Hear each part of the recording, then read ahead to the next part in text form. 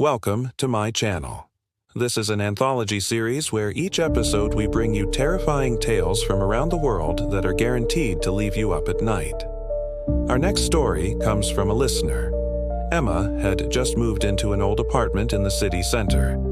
It was cheap, quiet, and close to her university. The building was aged, peeling wallpaper and creaky floorboards, but she didn't mind. Emma had been saving for months to move out of her parents' home and into her own place. Sure, it wasn't much to look at, but it was hers. On the day she moved in, she met the building's landlord. He was an older gentleman who seemed to know everyone in the building by name. He helped Emma carry her boxes up the stairs because the elevator was perpetually out of order. As he disappeared down the hall to his apartment, Emma smiled. At least the tenants here were friendly. But then she realized that all the other apartments seemed to be empty. In fact, she hadn't seen or heard anyone else since moving in. She finally finished unpacking after 8 p.m. The streetlights outside flickered on and cast long shadows across the walls. The clock struck 8:17 when she heard it. A soft, faint whisper coming from somewhere inside the wall. Emma sat up in bed, her heart racing. Was she going crazy? She strained to listen. "Hello?" she asked, her voice echoing in the sudden silence. There was no reply. Maybe it was the wind or her imagination. She tried to convince herself, snuggling deeper into her blankets. Then she heard it again. A whisper, this time clearer than before. "Emma." She froze. No one knew she had moved in.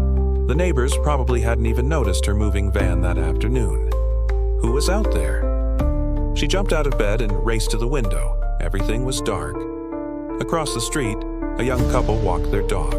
A taxi pulled up outside. A man got out and hurried into a nearby bar. Other than that, the street was deserted. Emma spent the next few days jumpy and exhausted.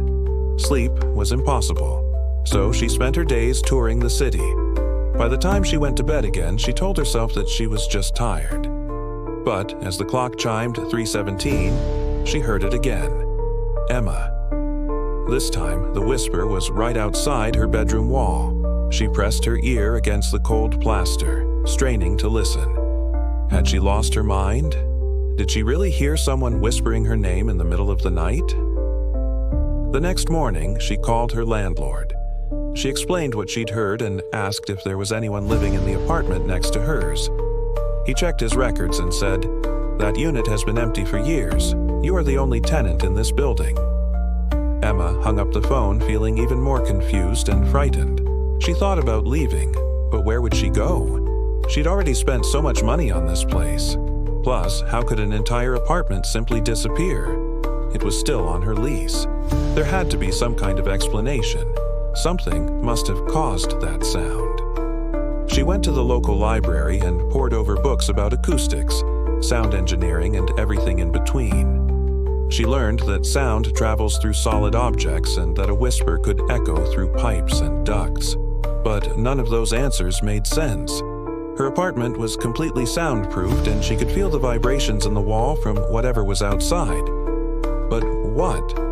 She couldn't take the silence anymore, so she called a friend, Lucas, who was studying to become an electrician. He was happy to help her figure out if there were any loose wires in the wall that might have been causing the noise. But when he arrived at her apartment, his face fell. "What do you mean? It's just a wall," he said.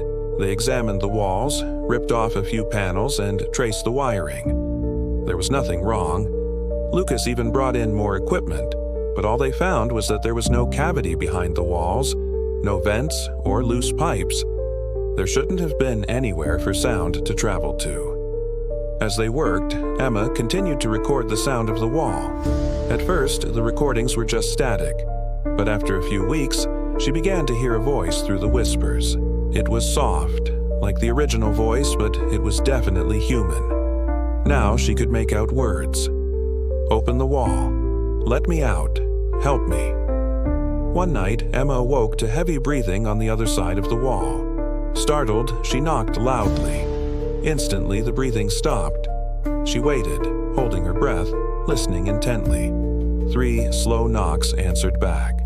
Whoever was inside the wall was trying to communicate with her. Emma told Lucas about the new development. He promised to come over that weekend. That night, Emma laid in bed trying to sleep, but the breathing started again. She stood up and pressed her ear against the wall. She could hear the heavy breathing, smell something metallic like blood. She wanted to scream, but no sound came out. She tried to claw at the wall, but it was smooth, impenetrable, lifeless.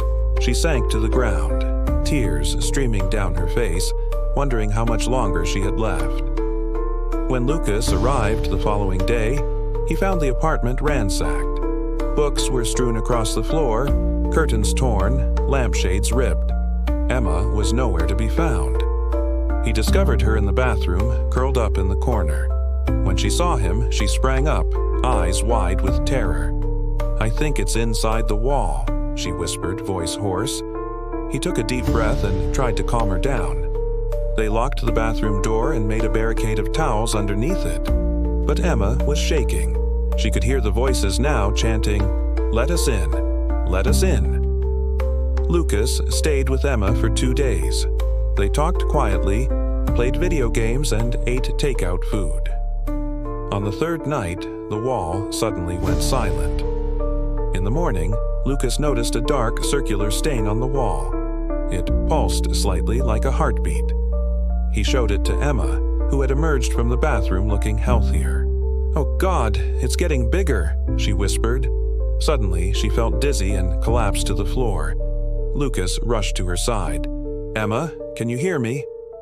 He shook her, but she didn't respond. He called an ambulance, but by the time she was taken away, Emma was brain dead.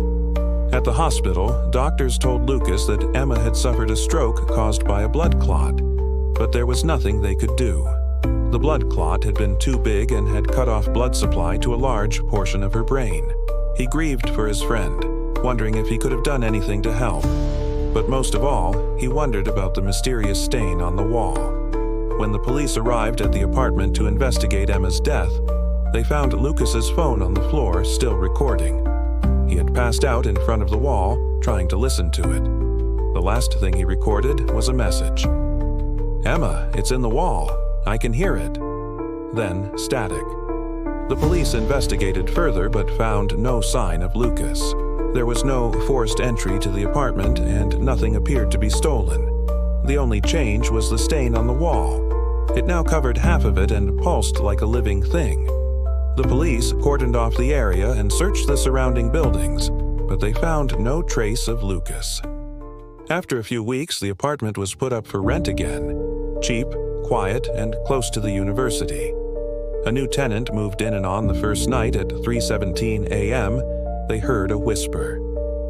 "Hello,